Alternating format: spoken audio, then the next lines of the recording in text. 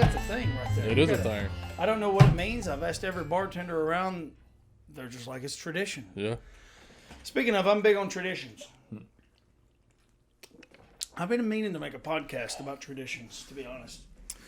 I didn't really start doing it till probably about 4 or 5 years ago. Podcast or traditions? Oh, yeah. First one here, baby.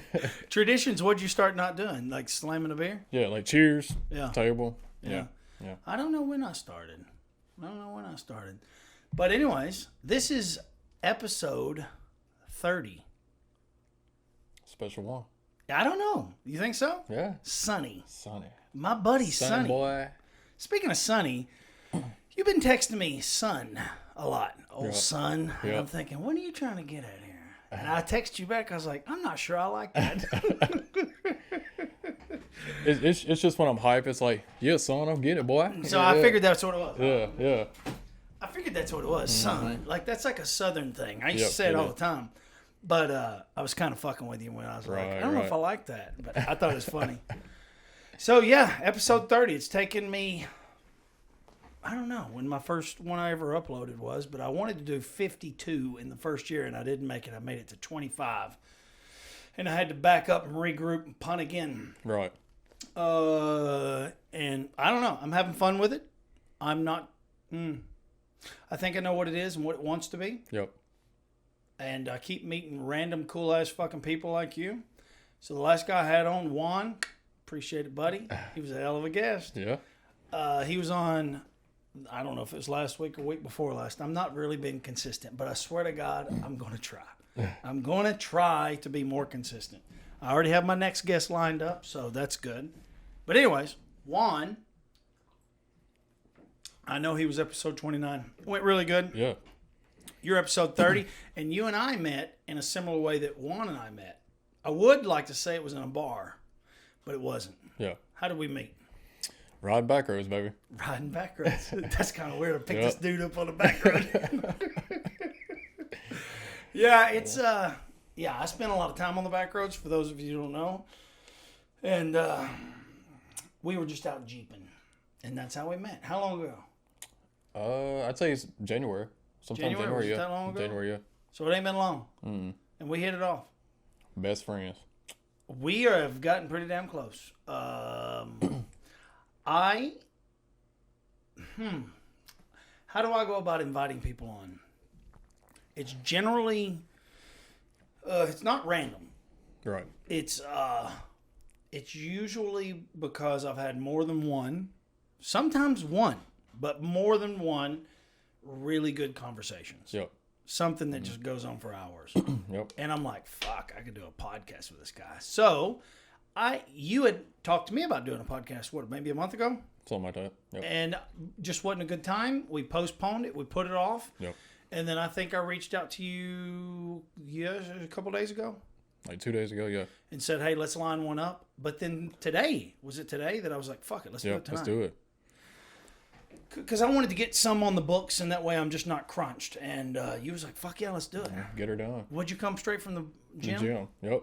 Okay. Got my sweat on. Got my workout in. Yeah. My legs, I can barely walk. Well, I just joined a gym.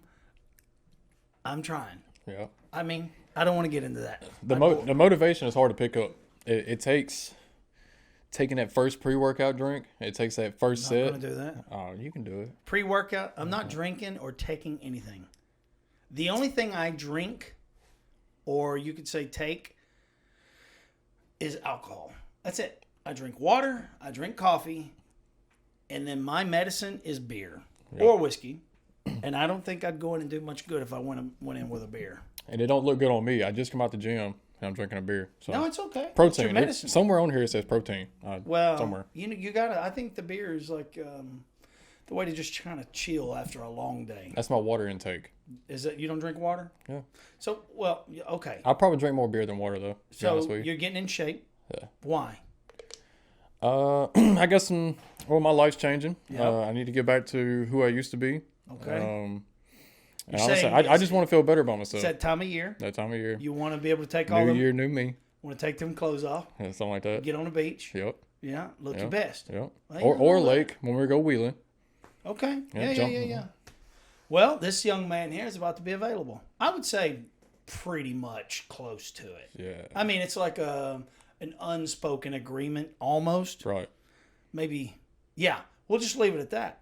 But Sonny Leonard, Yeah. tell me what you do for a living. I'm a truck driver at a equipment rental place. First of all, how old are you? 29. 29. About to hit that. I'm about to 3-0. climb that mountain. 3-0. Okay, that Mont Eagle Mountain, huh? Yep. Does that scare truck drivers? It depends on what you're carrying. You know, it's funny to me because that's like the smallest mountain. The hills, it's only at 900 feet. Right. You realize? Hold on, let's see. The elevation here is 900, so it's like 1,000 feet. Yeah. Mont Eagle Mountain is 1,900 feet of elevation. But for some reason, but we start at like 900 feet, so it's not that big. It's not a mountain; it's a freaking plateau. Yep. Sorry to sidetrack there, but there's country songs and legends about Mont Eagle Mountain and truck drivers. Yep. And we got our runaway ramps. For whatever reason, nothing westbound. It's all eastbound runaway ramps. Yep. And yeah, it's like a legendary. I don't know why, because there's much fucking bigger mountains. You go to Colorado, you're like, no, that's a mountain. Right. Right. It's a big mountain for around here. Yeah, And I guess it's so. something I used to travel a lot, but Yeah. I don't anymore this new job. Okay, but so when- sorry to when- get sidetracked. When I traveled it, I was 120, 130,000 pounds. That's heavy. Yeah. I'd go from running 80 to about 19, about halfway up. That's heavy. Yeah. The heaviest I've ever been. Take a wild guess. Oh, you probably about 43,000. I thought you said about 240.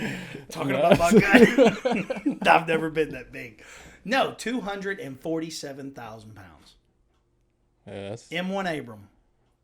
pretty hefty. I drove Hetz. It Okay. was big. Yeah. It was heavy. Yeah. And they went about 40 miles an hour. I heard Wide that. open. I heard that. Actually, most of them would run like 37 to 40. And we would, I think the trailers had like 80 tires on them. Yeah. So we'd overinflate, like super overinflate. Yep. And dude, we could gain like 3-4 miles per hour. We were the fastest ones in the convoy. That's We had crazy. no problem smoking everybody. That's wild. Which is funny because you couldn't really go any fast. You could only show that you're faster. Yep. You couldn't pass anyone because we're in a convoy of like 60 trucks. Yep. Anyway, yeah, 247,000 pounds. That's a heavy ass load. Yeah. That's big. We That's would real destroy big. parking lots. We weren't allowed to pull into asphalt parking lots because it was so heavy. In the summer, we would plow the parking lots if we'd parked more than a few minutes. That's crazy. Yeah, it is. So, anyways, that was back in my military days. Okay, so I asked you how old you are. You're 29, about to be 30. You are a truck driver for a living. Elaborate. How'd you get here? Originally from Mississippi. Okay. I was working on a farm, wasn't making enough money. Got a job offer to work on the railroad, be a truck driver, operator, and did that for about 3 years. And after being home for 3 or 4 months, like added up day by day, added up a year. For a year? Yeah, it'd be 3 or 4 months in a year. Living in Mississippi? No, here. Okay, you So moved here. I started working for the railroad. Okay. And I was on call 24/7, Okay. which sucks. What did you do on the railroad, by the way? Truck driver, operator. How does that got anything to do with the railroad? Just supporting the Like railroad? when there's like derailments or they need switches done. Man, if you can think anything about the railroad, anything, we did it. Okay, so you So- supported the railroad. Yes. So you didn't pull that little cable and go No. at the intersections. No. I wish they make good money. Do they? What do they call it? Engineer? Engineers. That's got to be a boring ass job. Actually, I think it'd be pretty cool. You think so? If you've seen some of the sites and some of the areas they actually travel through, like the mountains and stuff, man, that would be awesome to me. Well, now that you bring that up, can I tell a small story? Go ahead. I have two. So when I was a kid, I was very lucky to work for a place called Summitville Grain and Feed. Yeah. Cindy Anderson, greatest boss I ever had. And her husband, Sammy, technically was my boss too. He got a contract to where we were going to spray the railroad tracks, which was Tri-County Railroad, I guess you could say. White County, Coffee County, and what was the other county? McMinnville, Warren. So Yeah. White, Warren, McMinnville. And I don't know how long this was, but we modified a spray truck to where we could put it on the tracks. And we started in Tullahoma, Yeah. Coffee County, and we made it all the way to White County. It took us multiple days, say over a period of a week. And he and I would do it like at night when nothing was running. Yep. It was the most fascinating. Well, we'd start in the evening, and then we'd drive through the night. Yep. And it was really fascinating seeing that perspective. Now, I only seen it one time, one way, and we would go so far, and then we'd pull off because we could only haul 1,000 gallons. Or was it 500 gallons? Maybe 500. 1,000 would have been a lot. I can't remember. Yeah. Either way, we were spraying the sides to kill, kind of push back the weeds. Yeah. And I remember we get into, I don't know what town it was, but we're going across this intersection that seemed like it was about 6 lanes of traffic, and we derail in the middle of this traffic. Golly. And it was so rigged up. I'm out there jacking, trying to line the truck back up. It's the middle of the night. Cars are waiting on us. They're like, what are these people doing? But that was my experience of driving on the railroad. It was a fun experience. I was a kid. I was like 16, 17. Okay. So I had a really cool job. Yeah. And then my other experience with the railroad was a major railroad. Matter of fact, it runs right here, and it goes all the way through Tullahoma. Yep. And it was a Sunday. I have a Suzuki Samurai. Do I need to tell the story? Let me think about what parts of it I can tell. Let's give him another beer. He'll tell it. Shit, I already said I had a Suzuki Samurai. It was a white Suzuki Samurai. Not mine. It was black.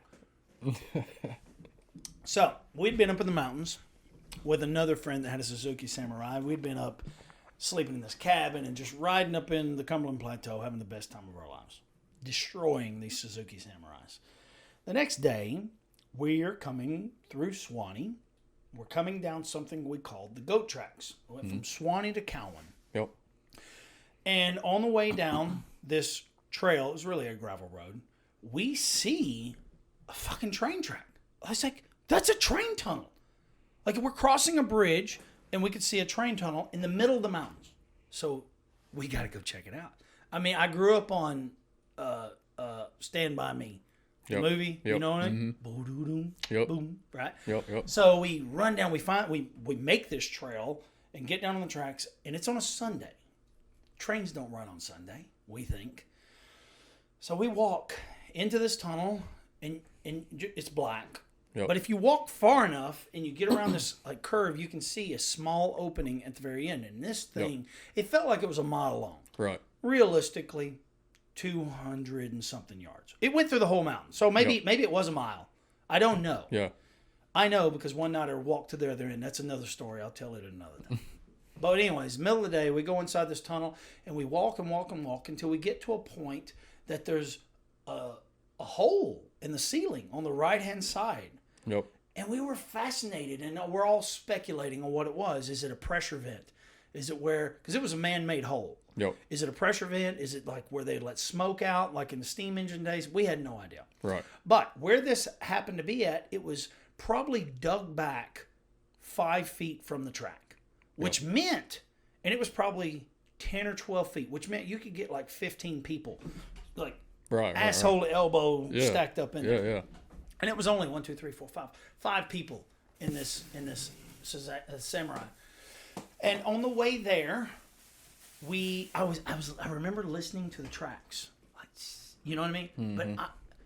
But part of me doesn't remember if this is a dream, like what part of it was real, right? Did I actually hear that hissing noise? Yep. Because your mind plays tricks on you when you're 18, 19, 20 years old. Heck yeah. And you remember it differently. But in my memory, I remember hearing this noise on the track that I didn't previously hear. Long story short, train was coming. And we run and hid in that little indention. Right. And it was the wildest experience of our lives. And this train goes by, and you could reach out and touch it. From that day forward, that became something I would do when I would be in Tullahoma, out riding around, see the train, and I'd say, we can beat the train. Yep. And we would fly to the next county. Well, maybe it was one county over. It was a half-hour drive. We would beat the train. In the middle of the night, we'd fly to get there, run our freaking asses off to run inside this train tunnel in the middle of the night and wait for the train to go by. Yep. It was wild. So that same tunnel, there was a derailment there about 2 years ago. You know the tunnel. Inside the tunnel. It took about 2 or 3 weeks to have it all cleared out. Like, it literally derailed and wrecked inside the tunnel. Okay. So should I tell you this other story? And go right ahead. Angela, Laura, Joe, I have proof they were there. one night, we're out riding, and many, many nights we'd wound up at this train tunnel. Yep. To the point that the cops had chased me from Cowan. I hid up in the mountains. It was bad. It was fun. It was the most exciting time of my life was going up there. Yep. I had so many good stories. One night, we get there, and we don't have a flashlight. It's the middle of the night, 10, 11 o'clock at night. I'm not sure. Yep. And no flashlight. But I've got a truck, and I've always got oil and some rags in the back of the truck, and I take a stick, and I wrap it up, and I pour oil all over the stick, and here we go with our torch. And we walk, we get on the tracks. He ain't country we're at all. singing our song. Boo-doo-dum. You know what I mean? Yeah. We're singing that song, and you walk down and you go under the bridge that you parked on, and you keep walking about 30 yards, and you're in the tunnel, and it's pitch black. And we're walking.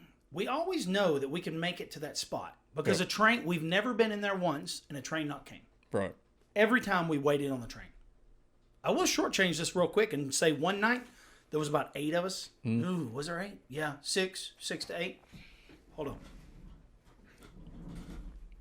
We're in the train. We're in the thing. We're all hooping and hollering, and the train comes through, and it's got like one car on the back, and it just stops. It starts backing up. We're like, fuck! And we're all running, and I'm grabbing people by the hair of the head, like, come on! Yep. Scared to death. Like, what is this guy doing? So that was a whole nother night. Ended up getting pulled over that night. Getting a breathalyzer. It was a bad night that night. It was a wild night. Yeah. But this night, God, I've never told these stories in public. I like it usually just tell these stories in private because I'm afraid no one would ever believe me. Right. So this night, me, Joe, Laura, and Angela fire this shirt up. We're walking into this tunnel. And man, this bitch is burning. Like, fuck, this is awesome. This thing's the best thing I've ever made. Yep. And we walk right past our little safety spot. Never been any further than this. Right. We're like, we can see like a red flashing thing at the end. Mm-hmm. We can make it. So we just keep on walking. We made it to the very end of the tunnel. And about that time is about when we just turned around and came back and our oil ran out. Oof. So I just take my shirt off, wrap it up, light it, Yep. and go. It lasts about 5 minutes. So Joe Lee takes his shirt off. We burn it. Angela, we're all taking our shirts off. So none of us have a shirt at this point, and that's about as far as we're going to go, right? We have our undergarments on and our pants. So we're like, okay, as black could ever be. I've never seen black this black. Yep. I couldn't see my hand. You ever heard that? You couldn't see my hand in front of my face. Right.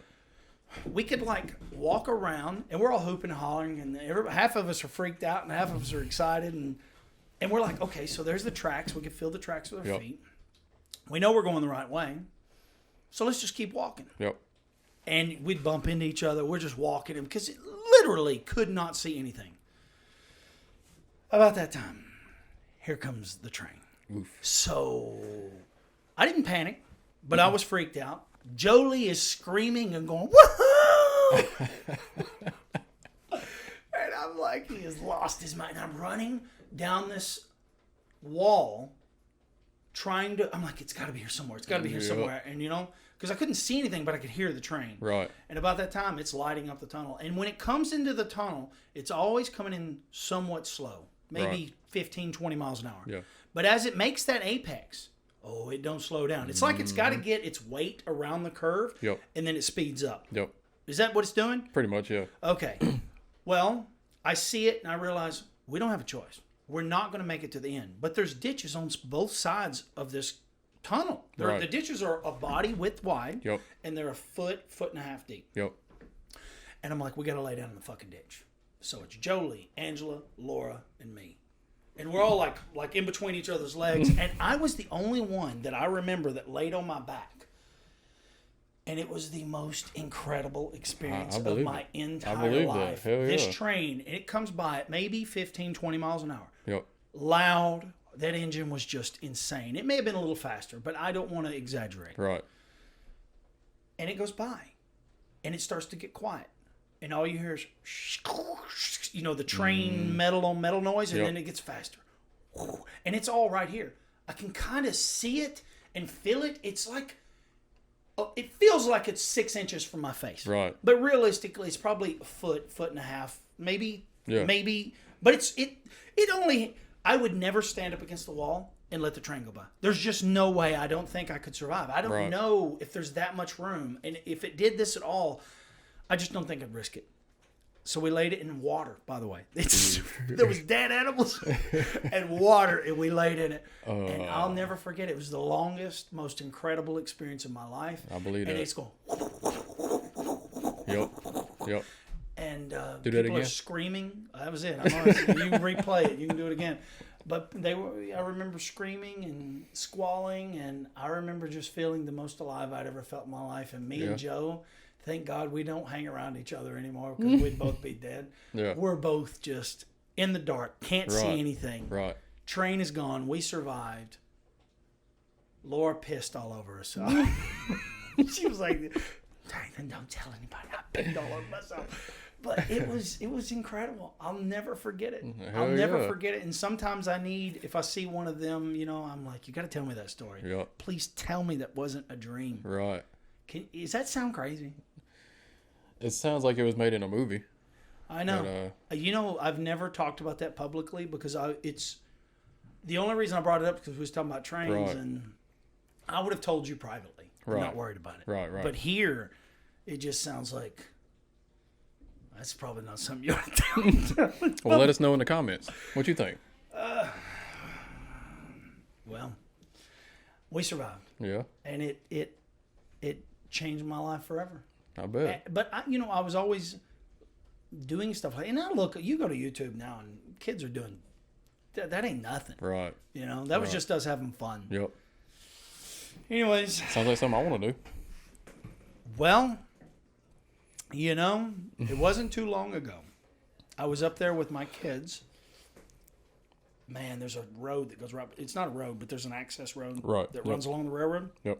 And man, it's really close to the train. Yep. And we went not too long ago, and I was like, I really want to go in that tunnel. But I was never going to tell my kids or show my kids. Like, it's just irresponsible. And now you tell me there was a train wreck in that tunnel. In the tunnel. You know the tunnel I'm talking about. I know exactly what you're talking about. Have you been in that tunnel? Okay, so did I describe it in a pretty realistic way? Yeah, you did a good job. Yep. I went bullshit. No. Maybe that's why I told the story. Because it is super tight. It is super tight in there. Yeah. Is that something that sounds like, I don't know if I'd do it now. Yeah, I would. Yeah, I probably would. A few of these. It's a good time. But they broke my heart because they gated it off and don't let us through anymore. So I took up like a half hour there. Yeah. I apologize for that. No, you're good. You got me into that. Yeah. That was a good story. Thank you. I appreciate that. I got a bunch of them. Hopefully that's the last one for tonight. I usually don't tell many stories on here. I usually we talk about, what do we talk about? We talk about random thoughts about specific ideas. Yep. That's what it's about. Yeah. That's where we're at. Yeah. So how do you feel for your first podcast? Man, I think this is cool shit. I mean, it's not as cool. awkward as you expected? No. Good. Just conversating. Yeah. There ain't no cameras right there. There ain't. Man, it's all good. They are. They're pretty big. These things are kind of fancy. I like them. They are fancy. Yeah. I ain't got no bullshit in here. Right. This is a professional studio. eBay, Amazon. Bullshit. Now I just got tired of them sitting around collecting dust because I just don't use them like I used to. Right. We're doing good. So I was talking to a friend. Who was it I was talking to? I talked to everybody. Pretty much. I hear a freaking super echo tonight. I hope it doesn't come through the cameras or on the way I hear it. It's usually not this echoey. I need to do some sound deadening in here. Either way. I think it's me that's echoing. No. You're not. It's the room. It's a hollow sound. It'll fix it. We'll fix it. Right. We'll fix it in post. Yeah. Wish life was like that. Oh, we'll fix it in post. Got a DUI. I'll fix it in post. Yep. Never had a DUI, by the way. Just edit it out. Yeah, edit it out. That's actually the world these days. Yep. So the reason why I'm doing this, I think I know why. I was encouraged by my kids. Yep. I was encouraged by friends, and it's something I knew I wanted to do. Right. I knew I wanted to record my conversations. Right. A lot of people would. A lot of people have some really cool conversations, and they say, "Damn, I wish we'd have recorded that." Yep. And this is a cool way of doing it. Yeah. Instead of just having a recorder or typing it out, conversating with another dude or whoever. Yeah. Yeah, male, female, doesn't matter. Yeah, it's definitely a cool way to do it. No script. We just bullshit and we navigate our way. That's it. But what it was, so I've been trying to figure out what this is. I've got a list of things that I want to talk about. Right. What was it called? Random thoughts? Yeah, you had a term for it. About specific ideas. Yeah. We'll think of it in a second. Was the term tonight or soon? No. When you first told me about your podcast, you had something like stuff to do. Oh, my STD list. Yeah, that's it. Shit to do list. Yep. Well, on my shit to do list, my STD list, there was a bunch of ideas that I realized that I'd been rendering down, and I think I'm ready to start bouncing them. Right. Because I've started to realize I don't really have any answers. I've got a lot of really good questions. Right. Or at least I think they're good questions. Right. And I've avoided talking about politics. I've avoided talking about pop culture. Yep. Just most things, Yep. There's so many news channels. There's so many people out there talking about that. I just tend to avoid it. I talk about the things that I think can benefit the individual. Yep. The things that I've learned. And I don't want to keep saying it, but I'm going to say it again because it could be your first time. I described life as a magic show.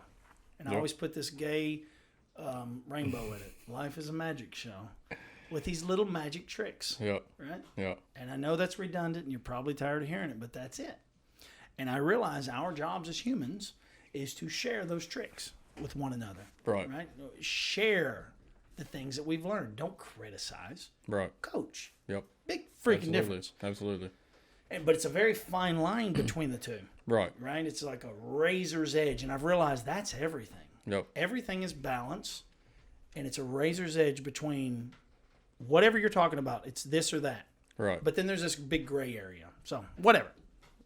What I got to thinking about was, I think we have a responsibility. Actually, I was listening to Adam Curry in a podcast with Glenn Beck the other day. Yep. He is called the Podfather. Adam Right. Curry is the first person that ever created a podcast. Ever. He's the one that invented it. It was by accident. Yep. It went on to get picked up by Steve Jobs on Apple. Like, he was the first person ever, right? And he started it. And I've never listened to Adam Curry. I've never listened to one of his podcasts. Matter of fact, I didn't even listen to all the podcasts that I've seen on Joe Rogan of Adam Curry because I was slightly bored. Yeah. But he caught my attention the other day, and he was talking about the world and the things happening in the world. And this is something I'm very tuned into. I'm very focused on. I just don't talk about it publicly. Right. I will talk it privately. Right. Because I don't want to put my opinion out there. There's already too many. Right. But this is what I learned. He was being asked, is there any way we can fix it? And he said, yes. All we have to do is talk about it. An open line of dialogue. And man, when he said that, I thought, yeah, we don't have to be this virtuous individual that tries to change the world. That's not my job. Right. I've always known that. I Right. don't want to ever go out and be virtuous. Right. If someone sees me as being virtuous, that's fine, but it wasn't my intentions. Right. I just want to be good. Yep. I just want to give more than I take. I want to produce more than I consume. Yep. Right? I want to serve. Yeah. And I want to give. And I thought about it. I thought, it's not about numbers. It's not about likes. It's not about fighting the algorithm and trying to be on the top of the homepage on YouTube. Or I don't want to do any of those. Matter of fact, I avoid that shit at all costs. I don't ever want to get addicted to chasing that. Right. But I realize I can reach 50 people pretty easily. Yeah. And so can you. Yep. And your story will apply to someone out there. Someone can benefit to your life experiences, whether it be talking about truck driving, working for a train, relationship. It doesn't matter. We all can relate to one another. And sometimes people just need to hear that they are very similar to us. Right. And if we put... So one thing I say all the time, our responsibilities as human beings and what makes us special is that we preserve the things that we've learned. This is my elevator pitch. Right. When I'm talking to a company and I'm saying, hey, you have a responsibility to record and document everything you've learned. It's what makes us unique as a species. Right. It was the stone tablet that got us out of the Stone Age. Yep. Someone had the foresight. They said, the stone wheel was the greatest invention of all time. No. It was the fact that somebody wrote it down in a hieroglyph, right, on a stone wall about 5,000 years ago. That was the greatest invention. Somebody had the foresight to document it. And then we were able to build upon that idea. And then I go through the whole thing of history. But I say it's our responsibility to preserve it with the best technology available at the time. Yep. And that used to be the tablet, used to be the pen, and now it's media. And it's my job to have a conversation with somebody, document it, and put it out there. And if my kids benefit, if you benefit, great. If you don't, give me a thumbs down, give me a fuck you. I don't care. But I've done my job Yep. as purely and as honestly as possible. It was my intent to be honest. Yep. That's all I care about. And that was a long-winded version. Yeah. I apologize for that. Have I explained that to you? What have you told me? Stop apologizing. You're right. Matter of fact, that was the last text I sent you. You know, you see, son. Okay, well, my dad used to get on to me about apologizing. Yeah. My dad was a rough motherfucker. He was a good dude, Right. but he was scary as shit, man. Did you get thrown across the room too? Yeah, I mean, he had a little bit of a violent temper, but it was the time. Right. You know, he Yep. never beat up on me, never burned me with cigarettes, but Right. you know, being physical was not uncommon. Beating you with the first thing he seen, if that was a 1x3, not uncommon, right? But it wasn't like his intent was not to be abusive. Right. He caught me fucking up. Yes. You know what I mean? I got some good stories of that. One day, I don't know if I should tell them all at once, but I've got some good ones I'd love to tell. That was scary as shit. But why did I tell you that? My old man. Why did I bring up my old man? You said something. Oh, so my old man, you know, I always loved helping him. Yeah. But it was always scary helping him because he never talked, especially when he was doing something. I think it was because he was miserable doing it. And so he's like, let's just get the shit done.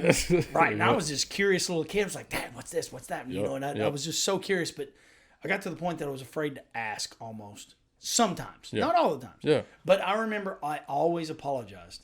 And I think he recognized there was a flaw in whatever he was doing. He would stop me and say, son, stop apologizing. Yeah. Just stop. Yep. Sorry, Dad. Nah, I'm saying stop, son. And I'm like, okay, I see what he's saying. And, you know, whatever he did to me, I've done to my kids. And my kids are always apologizing. And I always say, don't fucking apologize. Yep. First of all, just stop apologizing. You didn't do anything to deserve it. Maybe I'm a little frustrated. Maybe I've made some poor choices in life. But it's not your fault. So stop apologizing. So that's why I'm passing it on. Yeah. This is already better than I thought it was going to be. Heck yeah. So what about your life? Tell me about yours. I don't know if I should tell everything. You shouldn't. At the moment, I'm enjoying life. Yeah. You know, you taught me into buying a Jeep, and I love that. I don't know if gun. I did. You helped. No, I may have inspired. And okay, you inspired 99%. Just from a Jeep ride. Yeah, that's all it took. 2 Jeep rides. 2 Jeep rides. Yeah. Yep. Well, the one was just back roads in Hickman County. Gary Davis. One night I had a talk with a buddy of mine. I said, I grew up on the back roads. It's where I solved my problems. He said, bitch, you don't know what back roads is. Right. Gary Davis told the best podcast. You'd have to watch that podcast. It was the best one I've ever did. But anyways, he taught me about Hickman County, and I've discovered for myself. Yeah, it's pretty incredible. And that's where we actually met. Yep. But that wasn't Jeeping. No. We actually that did was a little just bit. back road riding pretty much in the snow. Yep. It was a good time. Just get out there and clear your mind. Hell yeah. And then we went on a good ride, and you were sold. So, What did you drive before that? 2017 GT350. A dream car of mine. Dream car. For me. It was my dream car. God, I wanted to drive But that car certain bad. things happened. I had to get rid of it. And I was like, you know what? I used to talk crap about Jeeps. I really did. Me too. I was not a Dodge fan or anything. I used to talk so neither. much crap about them. But this one, I'm sold. Sold. I ain't even got 2000. I ain't even got a tag on it yet. It's dealership tag. I got 37 to live. Yeah, you didn't mess around. Didn't mess around. I'm just ready to ride, brother. Well, I used to talk shit about Jeeps too. I used to make fun of them because, well, I mean, most people it's poser status. It's trying to fit in. Actually, I figured out what it is. People want to identify with a group. It's a very tribalistic way of thinking. Yeah. And people want to belong, whether you're on a motorcycle or whatever. Yep. But there is a special community out there. I don't belong in a Jeep club. Right. I have some incredibly close friends that have become family. Yep. So if you want to call that a club, you can. But I could call any one of them, and they would all come running. Yep. And we've all been there for each other. Yep. I've got so many stories that we could tell. I'm not going to tell here, but Yeah, it's a odd community of random people that come from money and some not money, and just it don't matter what you have or where you came from, you are accepted in a Jeep. We may bust each other's balls a little bit. Yep. That's just part of it. Yep. But it's something that can represent your personality. Right. Who are you as an individual? This is the closest thing that can kind of describe who you are. Yep. At 45 miles an hour and 13 miles a gallon. I get 16. Almost 17. Good for you. Yeah. Good for you. Eurodominator's lying. He's lying. But I will say this. So, here, I don't know about anywhere else, but here in Tennessee, the car community, man, it is terrible. Oh, really? It is 90% almost high school kids. Overgrown high school kids. Okay. Really. So, me being almost 30 and, trying to do something for myself, it's not really a good community to be around. So the age group is not. Yeah. You're saying people in the vehicles are young. And you're saying car community. In the car community. Okay. Yeah. So, me being in the Jeep world around here in Tennessee, it's actually a more adult community. And that's who I need to put myself around. Especially what I'm going through. It has helped me a lot. So, being with a more mature group definitely helps you. And that's what I like. That's another good thing about the Jeep community is people like you. People like, all the other Jeep buddies. Mustang world, that's not where it's at. Or car world, that's not where it's at. Everybody wants to go to, say there's a meet at Walmart parking lot. There's burnouts, donuts, the car show gets shut down like that. Jeep community, we go Jeep riding, we get, I'm not going to say drunk, we get tipsy. Pretty tipsy. Yeah. And, man, just have a dang good time, man. Out in the mountains, it's so peaceful. You're not living a fast life. It's peaceful. That's all I can say. Well, I grew up going as fast as I could. Yeah. And it was a nice transition to actually just putt. That's what I call it. Slow down. I just putt. Yep. I got a stick shift and it just until it goes. You know what I mean? That's just let it coast, and I love that. I mean, I've had both, but right. It's just about there getting out there with friends and ride for 30 minutes and stop and shoot the shit. Yep. And challenge each other to do something that may break our shit and do $10,000 worth of damage. Mm-hmm. And just be so excited. Yeah. It's okay. We'll fix it. Yeah. We'll fix it. Especially this guy right here. Don't tell everybody. No, I'm just saying. We got to put my lift on, and I'm talking takes over. Like I'm literally standing there. I did not take over. I did not mean to. But that's just who you are. Only because I'm impatient. When there's somebody you care, like a good friend that wants to do something, and you get it done. That's a flaw of mine, though. Yeah. I should have more patience and be like, well, what do you think? Where do you think it goes? Yeah. But we actually had to figure it out together. It actually took a kind of because we were missing parts and right. Yeah, we figured it out together. That was a fun night. I actually enjoyed myself. What was your buddy's name? I wouldn't say fun. Kevin Murphy. So you was not having fun. You were frustrated. You're definitely not meant for mechanic work. If I have all the parts and everything's going smooth, yes. But I said, my build, like I said, he's 99% of the time, no. He's not meant for the mechanic world. If everything's going smooth. Hey, my back the next morning. Yeah. Rough. Yeah. You need to spend more time in the gym or under a car. Yeah. Mechanics are laughing at you now. Yeah, like, bitch, that ain't the real world. Buy a fucking Tesla if you want it to go right. Right. Just reprogram it. Mm-hmm. But so, I'll never take it anywhere to get something done. Unless the tires get mounted. I'm still going to do it. You are? Mm-hmm. Well, you're just getting started. You got a good vehicle. It's going to be a lot of fun. Yeah. It's a good way to get to know people. It's a good dating vehicle. You get out there, you get to know some people, Something about a Jeep. Make some friends. Yep. There is something about a Jeep, and I think it's more popular now than ever because everybody's been so city and dependent in this, and so it kind of gives people the illusion is what it really is of freedom.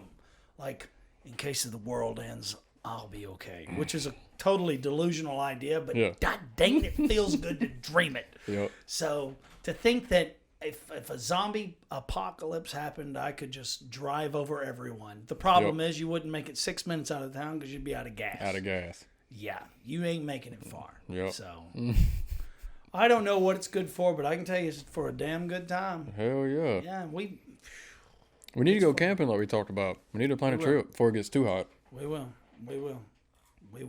Yeah. But I'm not discussing that on here. I'm not making plans on here. We're going to talk about something important. Okay, go ahead. What did you have on mind? So you knew you was coming on here today. Was there anything in particular you thought, you know what, if I had a chance, I'd fucking talk about this? Honestly, I didn't know what to expect. Okay, well then I'm going to talk about traditions. Okay. Because I've been meaning to make a video about traditions. And sorry, Freddie, I know you and I talked about doing this. But it's something that I realized around November of 2021. I just got to thinking that traditions don't exist anymore. Unless it's Christmas. I don't even know if Easter's a holiday anymore.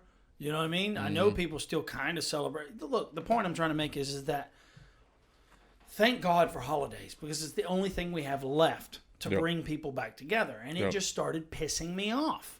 Because I started thinking about a tradition that I had the Wednesday before Thanksgiving, my entire youth of being 16 plus years old, 17 years old. I knew where I would, maybe it was 20 years old. I don't know. Maybe you had to be old enough. It doesn't matter. I'd go to Tullahoma, Tennessee for something called something night. It was on a Wednesday. What was it called? People are yelling at me right now. I know. I'm sorry. But the Wednesday before Thanksgiving, which would have technically been the night before Thanksgiving, everybody would come in from college. And we would all meet on the square at London's, Fast Jack's. And sorry if I forgot you, whoever you are out there. But it was fun. It was something that I look forward to every year. And I started thinking, we don't have that anymore. I don't know if that's a thing. And it started pissing me off because I started realizing I think that's like one of many things that's wrong with the world these days, because there's no traditions. There's no Sunday meals anymore. There's no monthly this, that, and this. And I thought, fuck it. I'm going to start so I called my mom. I'm like, Mom, how did we start where did our traditions come from? She didn't even know what the fuck I was talking about. And I thought, well, maybe some individual just says, it's a tradition. And everybody that's there just, okay, shit, yeah, we're involved in something. So I said, fuck it, I'm just going to call it a tradition. So I called a bunch of my friends to have this tradition with me. And it was the Wednesday before Thanksgiving. It was a small group, maybe 8 to 10. Perfect, appropriate, didn't get out of hand. We didn't feel like shit for Thanksgiving. But we had a damn good time. Hell yeah. And I said, that's it. It's tradition. We'll be doing this every year. And then I started thinking about more traditions. And I had this idea of Family Day. We never were successful with this Family Day. And I thought, it needs to be Sunday. Like Sunday dinner. And we've been doing that religiously. That's awesome. I look forward, every time you even text me, like, I know it's Family Day. Sorry to I bother you. got this one question, bro. That's it. Yeah. And I'm like, I love it. I just put my phone away. If I answer, great. If I don't, sorry. I already know. Fucking love it, man. It's been the most positive, focal point of my life. Just knowing there's something that I'm held accountable to. And I remember I was in a restaurant called Fast Jack's, and they have these traditions, right? Monday, you can only get the Monday burger on Monday. The Tuesday burger can only be bought on Tuesday. And I remember joking around one day. I was like, just tell me this. I really want this burger. There's other burgers you can choose from. But the Monday burger can only be bought on Monday. And I remember trying to buy a burger just to see if they'd break. No. And it hit me right then. I realized that is a tradition. A rule that you're not willing to break. And I fell in love. I thought, oh, that's it. That's it. That's what makes it sacred. It's holding individuals accountable. And if you ever break it, it's broken. It's over. That's it. You ever skip Christmas one year and it's done. So it automatically starts declining. Like you just stop doing it. So I just made up my mind. Every Sunday we're doing this, and if I'm not available, if let's say I was gone, somebody needs to keep it alive. Right. And so And my family loves it. It's been the best thing I've ever done. That's awesome. We play Monopoly. I cook a special dinner, and I've really been failing. Like, I always thought of myself as a really good experimental cook. How did the pizzas turn out?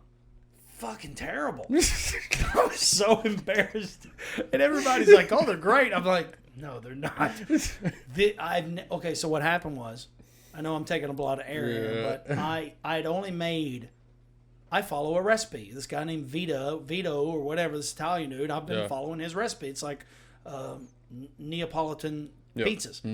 And I've killed it 100% of the time. But this particular time, I realized I've got like 15... I need to make 15 pizzas. Yep. Because his recipe is made for 10. I was like, I'll just add another 50%. It jacked my shit up, man. Nothing came out right.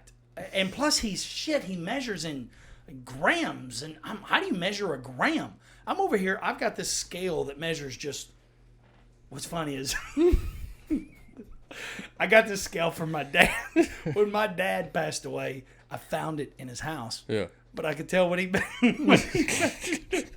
It only measured like 100 grams, so it was so he could divide up weed. And I thought, I'm going to keep that. I'll use that for my recipes. And I go to use it like 2 tablespoons of flour, and it's like maxed out. I'm like, oh, it's not that kind of scale. So it was really difficult to try to come up with a recipe or try to make the recipe. But I bombed. It was tough. It was embarrassing. And then, like, everything I've done was, like, not right. And everybody's been nice, but it was hard because I'm usually killing it. Yeah. Maybe I'll get it right one of these days. I'm not used to cooking for that many people. Right. Like, I wing it. I don't know a recipe. I just kind of know what I want to do based on experience. And I don't have any experience for cooking for 12 to 15 plates. So... So how many people come over? Not that many. I thought it was just immediate family. No. Well, girlfriend, my son's girlfriends. You know, I invite over family members, like Juan and his girlfriend and son. So you know, I've been trying to invite you. You're more than welcome to come over sometime. We'll all sign you up for a Sunday. I'm gonna try to start signing up. Do I need to sign a list or something? Yeah, you know, I'll put a schedule, out on Google. See if I get approved. Yeah. There'll be a questionnaire you got to answer. Yeah. But no, I just want to invite people over and just mi casa su casa, right? Yep. I want to let people get to know my family. Yep. We play records, we play Nintendo, and I'm getting to know my daughter-in-law. She's not my daughter-in-law, but she's on her way to being my daughter-in-law. Right. And I've never known her. You know, she painted that for me, and we had never been close. And it's funny because me and her dad was really close through high school and stuff, and it's so weird that my son and his daughter are about to get married in October. So in my mind, she's my daughter-in-law. Right. So I'm getting to know her as a person, and it just feels good. It's been so much fun. It's changing my life. Yeah, I believe it. Traditions. Sure, I'm definitely down. I want to come. We need more traditions. Yeah. Help me come up with more. I've never really been the normal human tradition type guy. Not a creature of habits. No, like Easter, not a fan because it's not nice. People celebrate traditions for the wrong reason. Like holidays, they celebrate for the wrong reason. So I've never really been a human tradition kind of thing. But what you do, I think is awesome. Okay. Every Sunday, the day before Thanksgiving, everybody gets together. I'm about family come together. That's what we use the holidays for. We all come together, grill out, have fun. That's what we're about. So. Well, so like you are not a big fan of like Christmas presents and. No, what I was about to say. We don't buy Christmas gifts. Nothing. Right. We all get together, grill out, drink beer. But obviously, sing happy birthday. But yes, that's about it. Yeah. You. I think we'll get back to that. Yeah. But where we've gotten now, it's something I could spend a lot of time talking about. Yeah. People are miserable. People are buying their happiness. Maybe a part 2. Well, people are buying their happiness. Yep. It breaks my heart. Yep. Short-term gain, long-term misery. Well, you can say misery. That's what I came up with: short-term pain, long-term misery. Yeah. And I got to where I started liking short-term pain, long-term gain, or short-term gain, long-term pain. You know what I meant? Come on, son.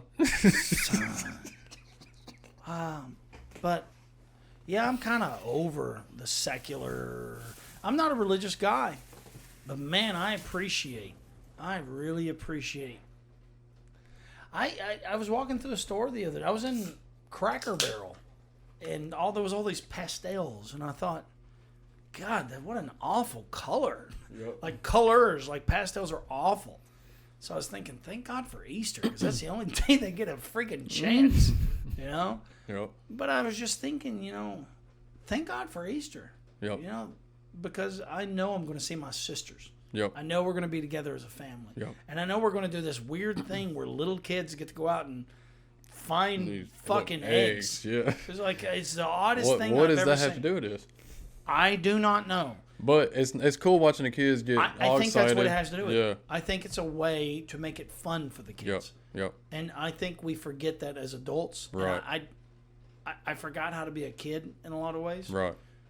Luckily, I married someone that knows exactly how to be a kid. Right. Like, she's dialed into that. She knows exactly what a kid wants. Yep. I suffer. But anyway, traditions, holidays.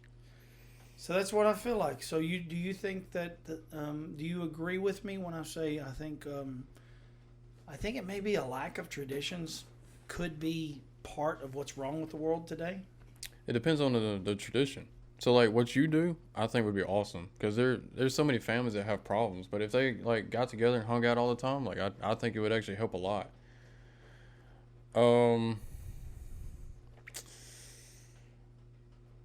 Yeah, I'll just have to say it depends on the tradition. What other traditions are there? I mean, I guess you could have some bad ones. Yeah. I don't really know. Huh.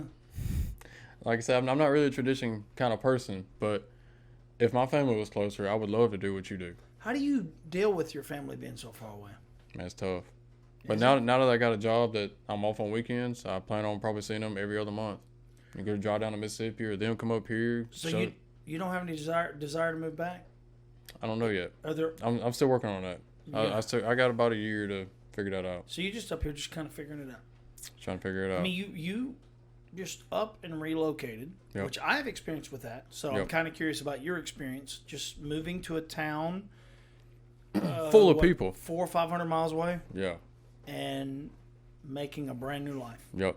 And I come from a town, so best way I can describe it is from K4 to 12th in my high school, had 180 kids. K4 to 12th, What is K4? 4-year-olds. Okay. Yeah. So from 4 to 18, there was 180 kids in my school. So small town. And coming up here, man, it's a big difference. Especially Murfreesboro. Did you know Murfreesboro was #1 growing city in America right now? I've been hearing and this that is the for town 10 I moved years. to. I've been hearing that for 10 years. Yeah. I don't know if it's true. I don't know either. I think that everybody in Murfreesboro is pissed off. Shit. I can believe And they all that. say the same thing. Yeah. I mean, before I ever moved here, people would be like, God damn, this is the #1 growing city.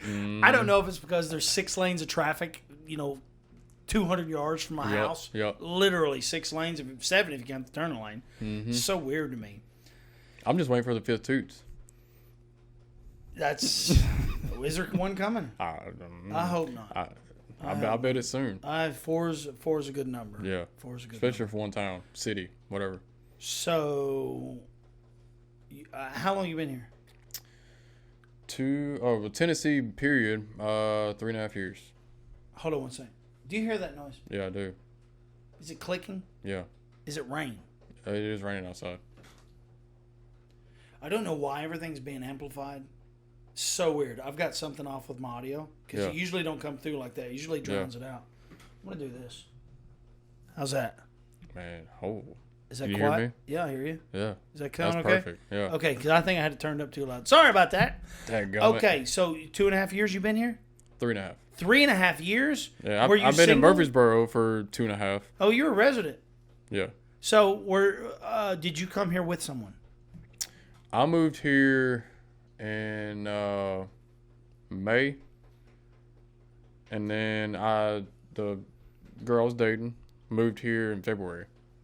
So I was here almost a year by myself. Was she from Mississippi? Mississippi. Yep. Okay. So she followed you. Follow me. You came here for a job? Yep.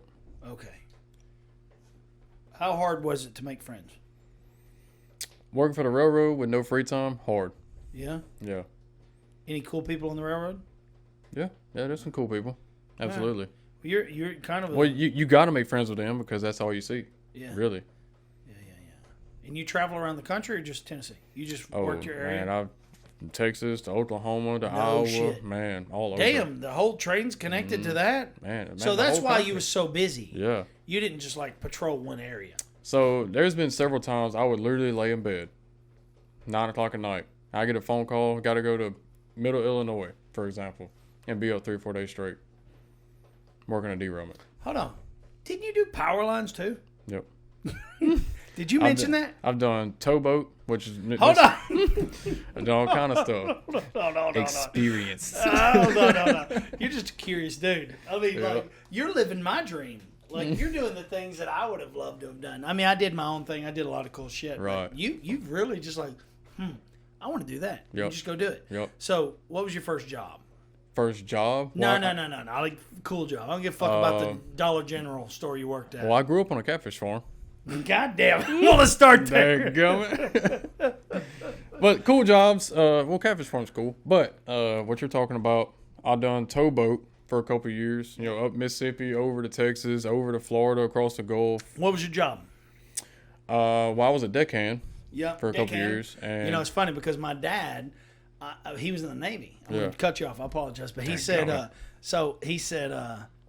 I decided to join the Navy. And I quit the school in like the 4th grade. So when I went to go take the test, I don't know, it was ASVAB or whatever, like a placement test, I did the same thing I did in high school. C. I just answered C on everything. They were like, "You're in. Good news. You've qualified to be a seaman." I was like, "Fuck yeah. What's that mean?" He said, "You can be anything you want." I'm like, "All right." I go home and tell my dad. He goes, "Congratulations, son. You're a deckhand. You're going to be scrubbing decks and painting. It's literally the bottom of the barrel job." I'm like, well, fuck, I thought I was going to be a Navy SEAL. Yeah. So sorry about that. Go ahead. Well, deckhand for a couple of years. And actually, when I quit, I was supposed to, if I would have went back, I'd have been a level 1 tankerman. We pushed anhydrous ammonia, which almost killed me one time. Yeah. We were changing out a pop-off. Luckily, I had opened a door. You know, it was a big shed. Nobody knows what the fuck you're talking about. Big shed on a barge. Hold on. First of all, ammonium nitrate was a refrigerant you were using, right? Yes. Okay. And this refrigerant, you said there was a pop-off valve? Well, the anhydrous ammonia was made for fertilizer. But it had to be a negative, boiling point was negative 28. Oh. Yeah. So it wasn't liquid? It was liquid. Okay. But like I said, boiling point was negative 28. So there was two refrigeration systems. It was refrigeration. Yes. But refrigeration for fertilizer. Fertilizer. What was the fertilizer? Well, you just mix it with other crap to make fertilizer. Well, okay. Never mind. Go ahead. All I knew was it was for fertilizer. Okay. That's all I knew. And you wasn't no maintenance man. No. You was a deckhand. I was a deckhand. Okay. Bottom of the pole, baby. Changed out a pop off. According to the board, there was Pop off was a pressure valve. pressure valve. Gotcha. Sorry, technical. We got to think about our audience. Yeah. On the board, there was no pressure built up in the system. So I took my mask off. There was a tankerman up there changing the pop offs. Took my mask off, doing all the other stuff. Some pressure or some ammonia came from out of where I don't know. Filled the whole shed. And what it does, it Shed, actually, by the way, is a little building on the barge. on the barge. Okay. Yes.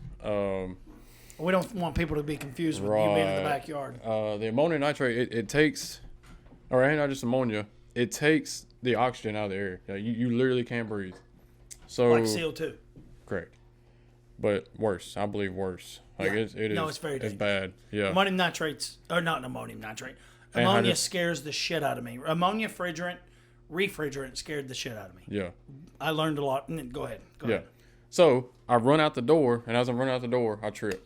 And I literally, my face hits the edge of the barge. And we're going down Mississippi River, and there's like a 5% chance of living if you fall off. So that was probably the scariest moment of my life. And then after that, I left there, went and done the big power lines. I went not the 500K, but like the 115 to 230s, the bigger ones, not the little bitty ones. The baby shit. Oh no, You know, this ain't the baby ones. This the ones that power your internet. No, that's a negative. No, these you get a bucket, you'll be. You're talking about the big steel Yes. that go across country, crosses people's property. Yep. About 100, 130 feet in the air. Was you a lineman? I never got there. I got to apprentice. I started as ground hand. Okay.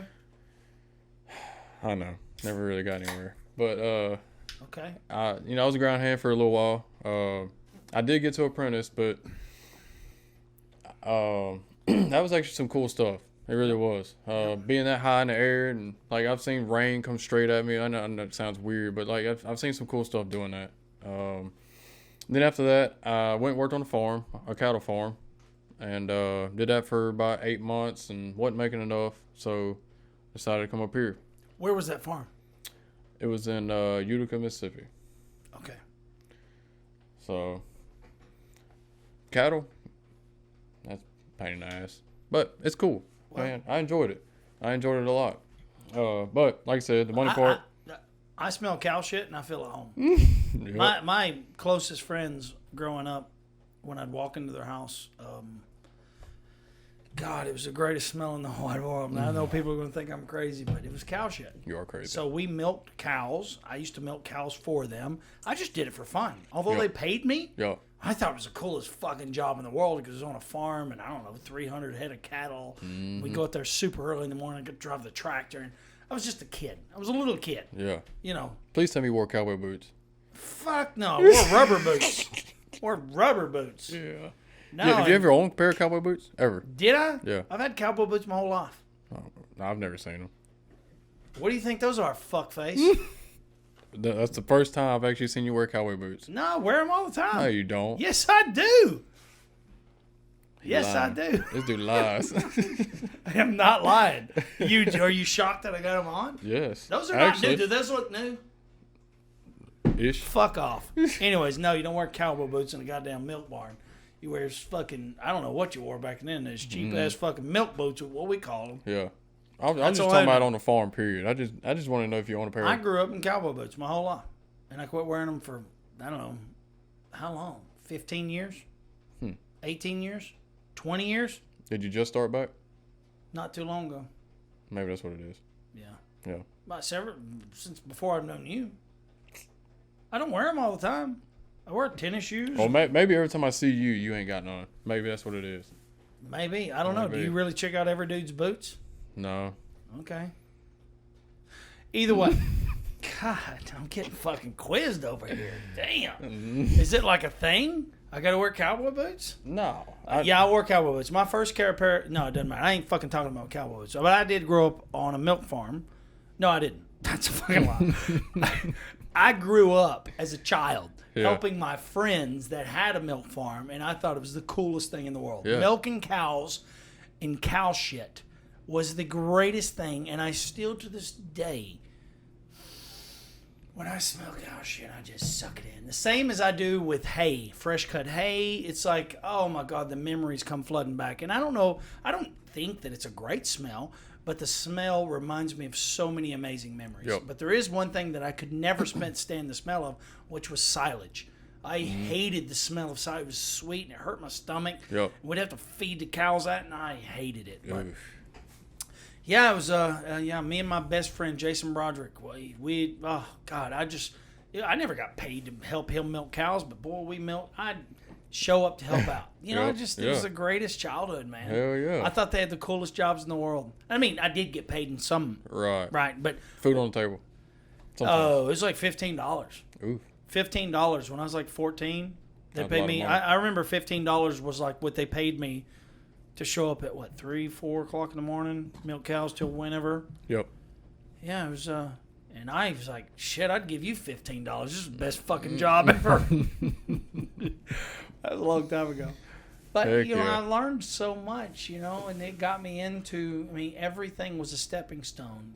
That got me into the Somerville Grain Company. The Somerville Grain Company got me into operating heavy equipment, and yeah, it was just all of it. I can track everything back to where this conversation is right now. Yep. I can trace it all back. How I bought those cameras, how those cameras bought this, and it all goes back to me milking cows for $15. Yeah. 100%. I do not regret anything. Nothing. Right. I've never burned anybody intentionally, therefore I have no regrets. It's a good thing. I feel pretty good about my life. Yeah. Yeah. Wow. I don't think I have anything that I've tried to hide. And that's pretty rare. Yeah. You know what I mean? That is Maybe rare. I've suppressed it and I've forgotten about it. Intentionally, I'm suffering from denial, but no, I'm pretty tickled. I made mistakes, but fuck it. That's part of it. That's it. I didn't mean to go down that. I don't know how I did, but you were talking about something. Yeah, you started talking about something. God dang it. You There fucking you let me go. go. I'm just going to take over the conversation. Hey, I get people that text me. It's like, dude, you talk too fucking much. Well, no shit, bitch. It's my goddamn podcast. Motherfucker. Shit. No, I do. But I try to respect the conversation and let each other have both. But, Right. I have to compliment it because what happens is, and this happens in conversations, we'll talk back and forth and we're experimenting. We're getting to know each other and you'll say something that, oh, that's a memory I have. Yep. And then we're standing in a train tunnel waiting on the train. You know what I mean? You know how it goes? Yep. So. Okay, so you worked on a farm. You did the tugboat. You did the power lines. You did the fucking cows. I don't know what you was doing with the cows. Stump breaking them, maybe. I'm not sure. I doubt it. Highly, highly unlikely. But Cutting then beyond nuts off. cows, what did you do? Actually, I never cut the nuts off. That was something. No, I said stump breaking. Oh, well, I guess you didn't hear what I said. You didn't hear anything about? You don't know about stump breaking cow? Come at me. Stump breaking a cow? No. Well, we won't say it on here. They know what I'm talking about. Go ahead. Now they're gonna make fun of me. Leave them comments out. Actually, I want to hear them. Ain't nobody gonna say shit. Okay. Go ahead. No, it was just a normal, get up in the morning, go feed them. On the days we needed to round them up, or if there was something he wanted to sell, we got to round them up, put them in a roundabout or the pen. Roundabout. Yeah. In a roundabout, the thing we drive around in Europe. Whatever. We gotta. I don't even know what you call that. Fucking herd them up. Whatever. We're moving past cows. Yeah. Get past the cows. Okay. If it's a fucking cow. Came here, worked on the railroad, gave up my life pretty much. Why? Who'd you give your life for? Railroad. Yeah. I Okay. mean, yeah. It was that much. Yeah. 7 days a week.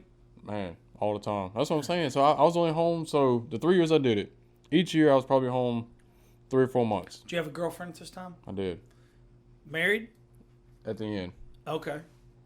So you're traveling around the country. You had to be Yep. faithful and loyal to one person. Loyal, yep. You're out there living life, and you've done fucking committed to one fucking person. Yep. At what age? 20. When I started, I was 27. Okay. Well. Yeah. Okay. Go on. Actually, the railroad is actually not bad. For a single man, it would be perfect. Man, there's some. I can show you some pictures, some videos of some crazy stuff I've done, like Jeeps. I've literally got Chacos, picked up Jeeps. They were wrecked Jeeps from a derailment, and just sling them like it's nothing. And to me, that's it's awesome. And then some of the sunrises and sunsets. Jeeps on the railroad? Yeah, and the auto racks. Really? Yeah, they carry all kind of vehicles. Man, dualies. Oh, they fell off the trains. Yes. So the train derailed. Yes, and you had you call it a Chaco. Is it like a Traco. Oh, a Traco. I thought you called it a Traco. Was a Traco with like a Do three I need to finger? speak slow so you can hear me? No. You just gotta speak English, not fucking Mississippi. Is it had 3 fingers? No. Oh, it's actually. A So Traco. Had a thumb? these are big Tracos. Yes, had a Okay, thumb. yeah, okay. Big buckets, big thumbs. I could literally grab 3/4 of the Jeep and sling it to wherever we needed it. Load them up on trailers, strap them down, take them down the road, put them in a field. Sounds like a great job. Man, dude. Sun and sunrises and sunsets after driving all daggum day, being up 3 or 4 days straight, driving illegal, of course. The railroad will do that to you. They don't care. But it's federal, and sometimes you can get away with it. But, yeah, man, I've seen some cool stuff across the country. I've met some weird people. But there's also some cool people. You know, and there's still people I talk to this day from the railroad. You know, kind of like brothers. You know, if I call them and say I need something, they'll show up. Or if I need a couple bucks, they'll send it to me. They pay good. Yep. Not your buddies at the railroad. Yeah. Oh, yeah. I know what you're talking. Yeah. Yeah. Yeah, So it's a good job. the railroad pays good. What's the age? What does it take to get for a young man, young woman, young lady, whatever, wants to get into an adventurous job like that? Because that does sound like a lot of fun. What would it take to get into that? A lot of drive. A lot of drive. So you're saying it's hard to get accepted? No. Well, technically, with the company I work for, if you pretty much know somebody, you got a job. CDLs definitely Isn't that helps. the way it works? Yeah. You got to know somebody. And that's pretty much the way it works now. CDLs definitely helps. To make good money, if you know how to operate equipment and CDLs, that's where it's at. Okay. I mean, it's easy Pays good? It's easy over 100,000 a year. Easy. Yeah. It's a good start. Yeah. Well, kids are going to need it these days. They're getting out of college making $14.50 an hour, and fucking Target's paying $24. So Hell, McDonald's pays what, 18 now? I don't know. Does it? Yeah. Probably crazy. in New York. Not here. Yeah. I don't know. That's just Facebook stuff. It could be wrong. It could be edited. I don't know. Well, all that sounds fun to me. It's awesome. It's the hero's journey. It's the adventure. Yeah. You know, and you wanted that, right? You wanted adventure, and you went out and did it. And now you're like, fuck that. Well, I want a 10 years of adventurous jobs and never being home and doing anything for myself is enough. So now what do you want to do now? Enjoy life. At 29, almost 30. Man, like I got a job now. I'm home every day, off on weekends. I go Jeep riding. I hang out with whoever I want to. I can make plans, which I've never been able to do. So come out of high school. I did 1 year of college, and that was it. Fuck college. Yeah. You went straight to work, and 10 years of traveling. That's enough, man. It's time to actually do things for myself. Like I've decided 1 weekend a month, I'm gonna travel out somewhere. Oh, that's good. So. Yeah, no. My kids are the same way. I was like, look, if you don't want to go to school, that's fine. I don't give a fuck. Yep. But, at least 1 weekend, 1 week a month. If you want to live in my house, you got to go on an adventure. Yep. That's good stuff. Yeah, and so my oldest son, obviously he don't live with me, but he does it all the time. Like, he's obsessed with.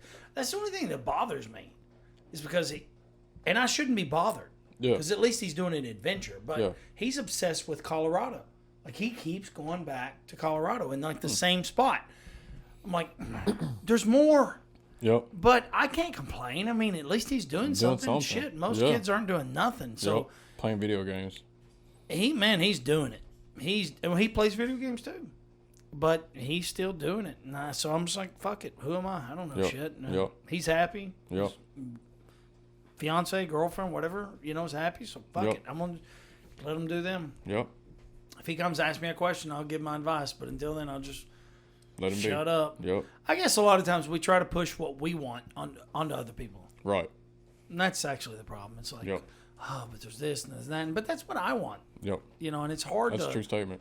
Yeah, it's really hard as an adult that's influencing someone else. Are you wanting them to do it because it's what's best for them, or is it something that you want? Right. Right? Yep. Like, you need to be able to step back and think about that. And it's tough. It's tough. It's that razor blade that we was talking about. Anyway. Yep. Is it what's best for them, or are you trying to live through them vicariously? It's a good question. I agree. It is. Yep. Hell yeah. So, now you're a truck driver. So, I've asked more questions than I've ever asked before. I don't really ask questions. No, I love to ask questions. I'm a special person. That's what it is. Yeah, you're fucking special. Exactly what it is. Yeah, you're special. Well, I think I honestly was intrigued by you have been very fortunate to have hustled for opportunities and gotten them. So it's like two ways of being lucky. Most people don't have whatever it takes to hustle for it. Yep. And then they just don't have the charisma to land it. It really takes a lot of charisma. You have to be able to identify with people, and honestly, people just need to respect you and trust you more than anything, especially when it comes to those jobs. Do I trust you? Yep. Because it sounded like every one of those jobs required some level of trust. Yeah. Respect. Very dangerous. So maybe not trucking so much, especially if you're driving alone, but You know, I don't think kids understand that. I would definitely say trust in that too, because Trucking? Yeah. Man, I wouldn't go to CDL, and I've never been to the first fucking school of my life. How'd you get your CDLs?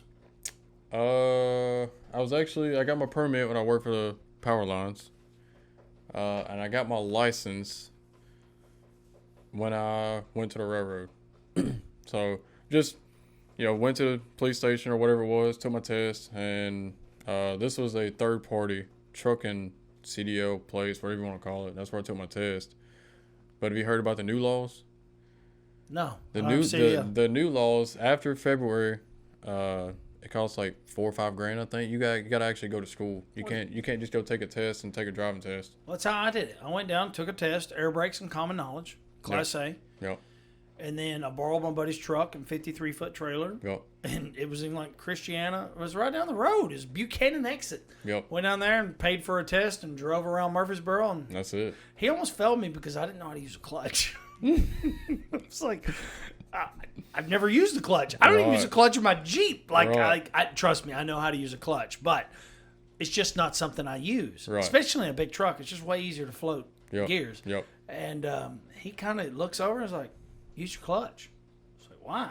He goes, we need to know you can use a clutch. I'm like, okay. I'm like, and that's when I started figuring out, that's what double clutching is. And you know what I mean? Getting it synchronized. Right. But it's so funny. I was like, I don't even know how to use a clutch. I know no one will understand what I'm saying here. Right. Unless you've drove a truck. Yeah. Does that make sense? Yeah. It makes it harder to shift using the clutch, does it not? If you don't know how to get your RPMs right. Like, my whole life, I drove a Honda Accord and didn't use a clutch. I just knew the RPM and the sync. I knew I can feel it. Right. You just know how to downshift, upshift if you just know. You don't need synchronizers. You don't need a clutch. It floats right through. Yep. And so I thought, as a kid, you weren't supposed to use it. I thought it was uncool to use a clutch. So when I go to take this test, I'd never used one, and hell, they almost failed me because I was having trouble. Yep. I say he almost failed me. I felt like he was going to fail me if I didn't figure it out. Right. I'm driving through city traffic, but whatever. I got passed. I got a CDL, but I was driving for myself. I didn't do it professionally. I was I needed to drive legal. Right. But I let that go. I don't have a CDL anymore. It's probably a good career these days, man. Hurry up and get in. It's a good career. Man, there's so many trucking companies, like $10,000, $15,000 sign-on bonus. Man, that's where I should have went. And you're just driving locally. Yeah. You got the dream job. That's it. What company do you drive for? Can you say? Equipment Share. Is it local? Yeah, in Laverne, Tennessee. God, how much money is in fucking rental equipment? A lot. God, I remember when those things started popping up, and I loved them because I rented from them all the time. But I'm really the type that just like, fuck it, I'll buy it, do my job, and then sell it. That's kind of what I'd rather do, especially if it's a big job. Right. But it's half day, fuck it, I'll just rent it. But right. It's a great business. Yep. So you're just hauling around equipment. Yep. A lot of Jenny booms, shit like that. Of course. Yeah. Unfortunately, it's a bunch of genies. I am not a fan of genie. But painting companies and all kinds of companies want a scissor lift and a Jenny boom. Those are probably popular as shit. Yep. Yeah. Man, I went to go drop off a telehandler at one. But I don't know if anybody. I'm sure most people know what a telehandler is, or a lull. I have no idea what that is. You know what a lull is? They call them lulls. It's weird, but it's. I don't know what it is, but I don't know the acronym. So. I know all the equipment. 4 wheels, you can turn them, like this, or you can crab walk. Like crab walk. Yeah, and it's got forks in the front. And it's got a big boom, you can boom out. No, I don't know this. I've operated cranes that work that way. Like small, super small cranes. Right. But I've never operated a set of 4. Okay, it just extends straight out. Yeah. Like a lot of people. Like okay. You can go but out I've never and seen one that pivots the wheels like crab walks. I've only seen like. Well, you can crab walk, and you can also. Like left turn, it would do like this. I've not seen those. Yeah. Those are newer. In the last 15 years? Yeah, probably. Okay. Yeah. So I haven't been in that world in 20 years. Yeah. Okay. But it was a JCB. It was on the back of my trailer. It was actually at what's that college downtown? MTSU? No, downtown Nashville. Oh, the one that people sing at and shit, like Bellevue? No. Anyway, college downtown. Matter. Yeah. So I literally pulled up next to the job site. And I called the dude. I was like, "Hey, I'm pulling up." He's like, yeah, I don't want that. I was like, what are you talking about? He was like, it's a JCB. I don't want it. We want a Genie. I was like, in my head, you're retarded. Like, Genie is terrible. But anyway, they didn't want it because it's JCB. I literally had to drive all the way back to Laverne. Did you get paid both ways? Oh, yeah. I get paid by the hour. Fuck it. Oh, Yeah. you do? Mm-hmm. That's weird. Yep. Well, good for you. Yeah. Heck yeah. That's a really good job. Caught in traffic, still getting paid. Damn, I didn't Yep. know there was that much money in rental property A or rental lot. equipment. Yeah, that's a lot. Fuck, maybe that's the investment. I've been investing in crypto. Maybe I need ditch witches and fucking sump pumps. And I got to start somewhere, you know what I mean? Yep. And honestly, a Mini X would be a good place to start. Yeah. Yep. Yeah. So, These little mini excavators are amazing. Little rubber tracks. Yep. Like I remember my first backhoe was something that had a 2-inch receiver hitch, and you'd hook it on the back of my truck. Yep. And the outriggers, so the outriggers would be up in the air, but when you flip them, the wheels would be up in the air. So Yep. it was a little teeny tiny. It was like a termite thing. Yeah. It was the first one I ever owned. And goddamn, I was so excited. But honestly, I had already knew how to run heavy equipment, but it was the first one I owned. Right. And it felt pretty good. So. Heck yeah. But equipment now is so cool. It's not like it used to be. Equipment now is Unless you hydraulics are rent from so a rental amazing. company. What do you mean? Man, the safety, and like you literally drive over that beer can right there. Oh, And- it's got safety switches Yeah, everywhere. it'll stop. Like it'll start beeping, going crazy. You got to drop all the way back down to the ground and We'd start bypass over. all that shit. Yeah, well, So I worked for so I had a lot of cool jobs. I guess I had some really cool jobs. Man, now that I think about it, I had amazing jobs. My jobs, I learned so much. But I had one job. I won't say the company. George. He's probably dead by now. But so it was a tractor. They sold tractors. Yeah. I won't say which kind of tractor. It doesn't matter. I wouldn't say if it was John Deere, Ford, or New Holland, or any of them. But we had brand new tractors on the lot. Nathan, hook up that bush hog, go to my house, bush hog, bale hay, whatever it was. yeah, Disconnect the hours. So I'd disconnect the hour meter, and I would drive this tractor all the way to his house, which wasn't far, 3 miles, but Yep. we'd run it for days. yep, Steam clean it. We didn't pressure wash it. We steam cleaned it. yeah, Hook it all back up. It got 3 hours on it, and I was a kid. I was a kid. You know what I mean? I was just doing what the boss said. And that's Yeah. why I won't say his name. But honestly, it happens. That used to happen a lot. I doubt Yeah. it happens anymore. People have much more integrity than they used to. But right. yeah, it was a great job, man. It was Hell yeah. one. I learned. Oh my god, equipment would come in, and hay balers and bush hogs and doesn't matter. Yep, Does not matter. Sickles from I guess they're called sickles. I don't know what the hell they're called, but that cuts hay. yeah. You know what Yep, I'm talking about? yep, And yep. you have to beat the rivets out and shit. You had to do Yes. that for me to know what you're talking about. Well, and I had probably rebuilt 200 U-joints before I ever seen a drive shaft in a car Yeah. or a truck. Yeah. I just PTO shafts. Yeah, So it was a wonderful, wonderful, wonderful education. I was very lucky.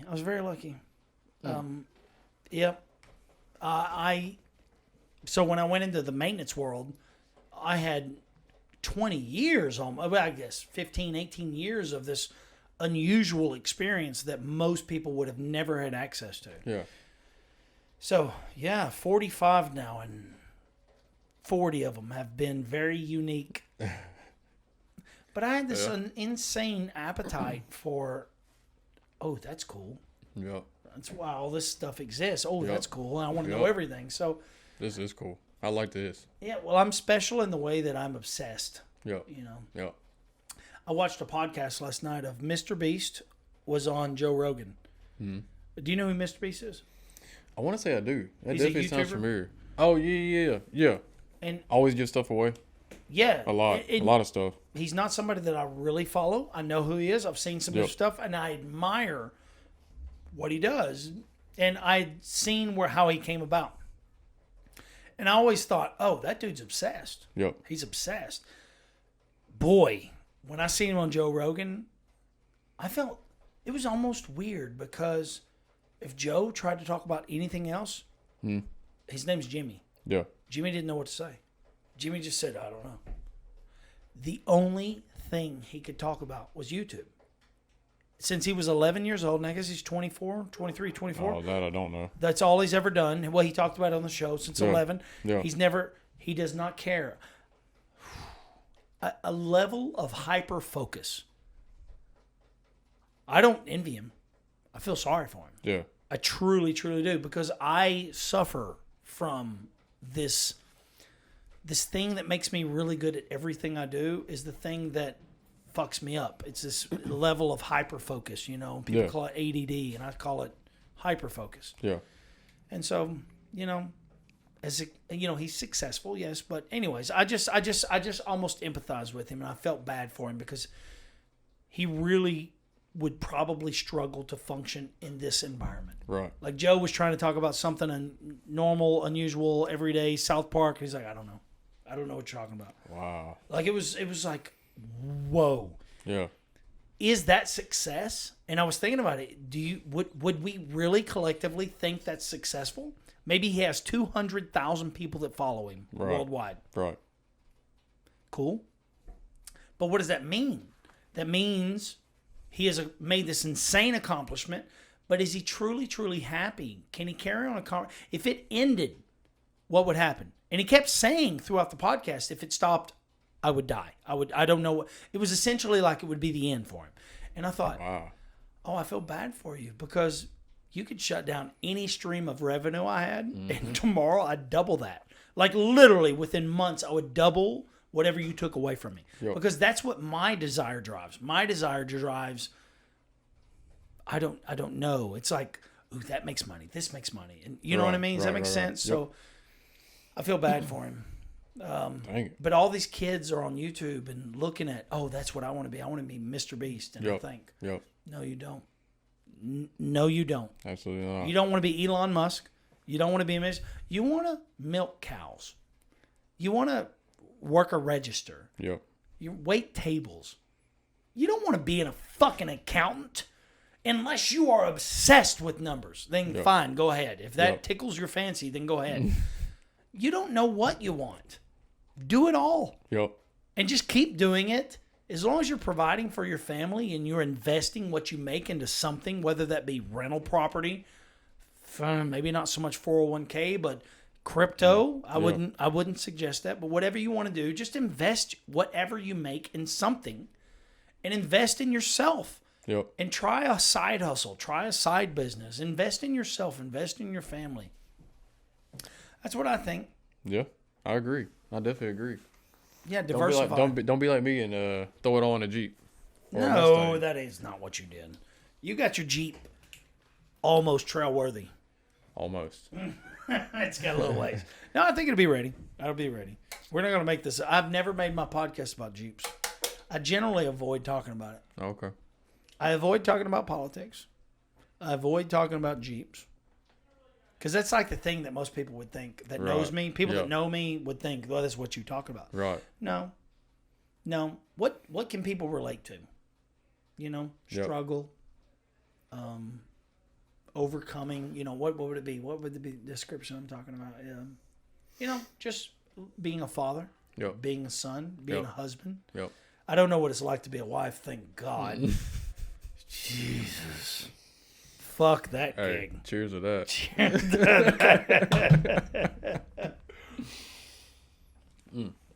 Well, have we covered everything? I think so. I think that was pretty good. You think so? I enjoy this. We definitely have to do this again. You think so? Absolutely. I think you held back tremendously. You know, I honestly didn't know what to expect. Now that I kind of know, I'm definitely going to have some topics on the next one. Yeah. For dang sure. Yeah. For dang. For dang sure. Yeah. Well, you anticipate your family watching this, right? Yep. Absolutely. Okay. You want to represent them well? Absolutely. God, you know, I get that. You're a loyal dude. I know. I see it. Yep. I seen you communicate one night. I think it was with a brother. Yes, it was. Maybe your brother had overstepped a boundary or something had happened. Yep. And the way you had handled it, I thought, respect. Yep. God dang it. He gets it. He gets it. Yep. And so I just felt some kind of attraction. I thought, Right. okay, he and I come from the same thing, Right. ideology, I guess. Right. And so I just connected with you. Like, it was like that moment. I Yeah. thought, oh, I like this dude. Yeah. I love the way you addressed it. I love the way your brother took it. Right. I could tell your brother on the other one was like, sorry, brother. If anything, Yep. you know, it wasn't negative. Right. And he was being corrected. Right. And I don't even know if you know the conversation. Yeah, I know. I couldn't hear your brother. I just knew how it was going, or suspected how it was going, and Yeah. I just had a tremendous amount of appreciation for it, and Right. it came from a place of respect. But it's not necessarily showing respect.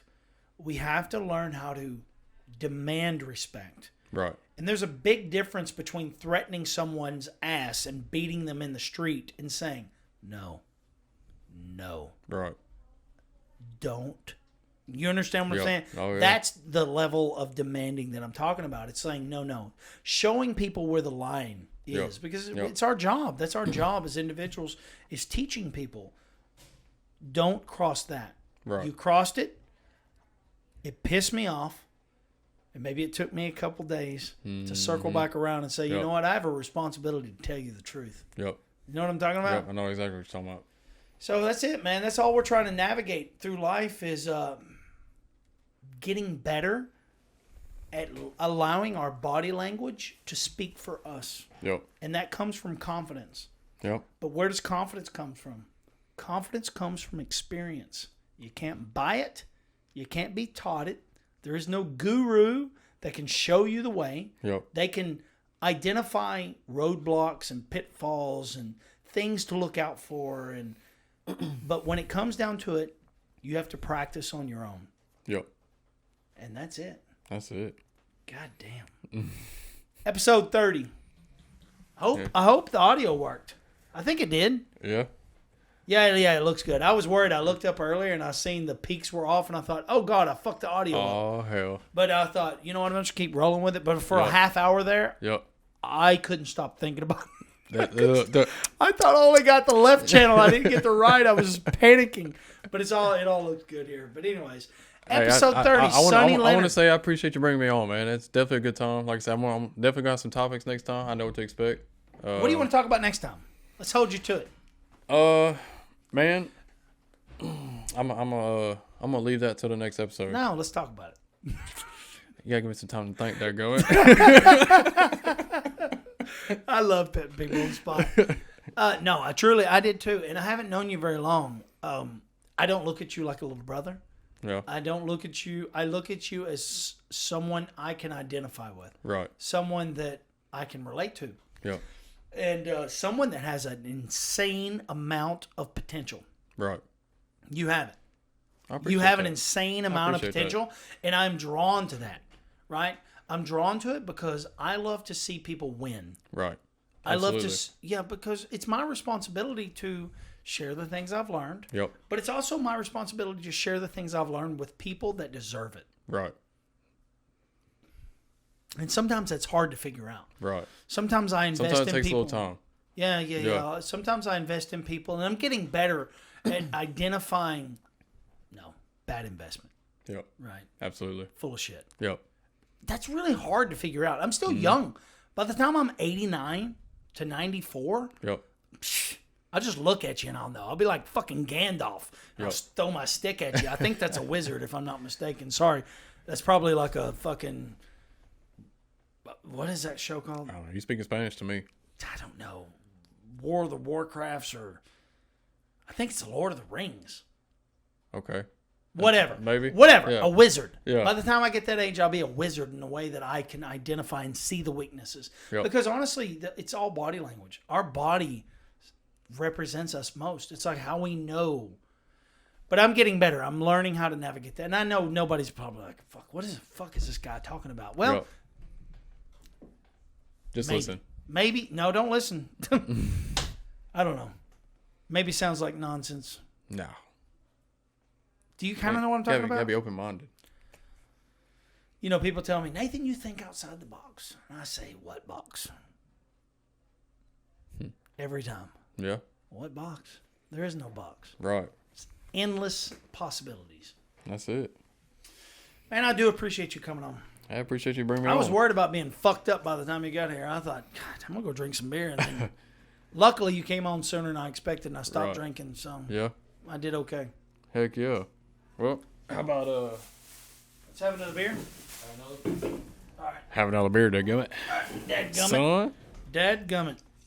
That's a substitute for goddamn it. No. Yeah, it is. No. You know, my whole life I never said goddamn it. You know, I used to cringe at the idea of somebody saying Yep. GD. I thought, ooh, Yep. fucking. you're a piece of shit. And I don't know what happened to me to where I started saying it. I don't know. I can remember the first cuss word I ever said. I don't remember the first one. It had to be shit. Probably. It was everybody's first cuss Or word. it's probably fuck, because it sounds cooler than Fuck. Oh, but that's like a leap, dude. Yeah. Fuck is a hard one. shit. Yeah. It But would've took me if you were around your friends, you were cool if you said that. No, I know, but like the first thing I ever did was this. I was so excited about saying fuck you with my finger. But the first word I ever said was shit. And my cousin Quentin convinced me it was okay to say it. And he was like, just say it. Say it. Yeah. Say it. And he would be like, we were playing this game called, it was on Nintendo. It was Castlevania. And he'd be like, just tell them you'll shit down their throat. I'm so hype. I'm playing on this Nintendo. And I remember saying it. I'll shit down your throat. You know what I mean? You know what I mean? God, I was just a little kid. And he thought it was the funniest thing ever because he was older. He was talking to me and he was teaching me how to cuss. But yeah, we all got to learn somehow. That's it. And then you get to make a decision later on in life if you want to do it or not. Right. I haven't got to that point. Well, I decided to, so. Good for you. Yeah. I don't think I've ever heard you cuss. Me? Mm-hmm. Fucking crazy. Well, until next time, so long. Peace.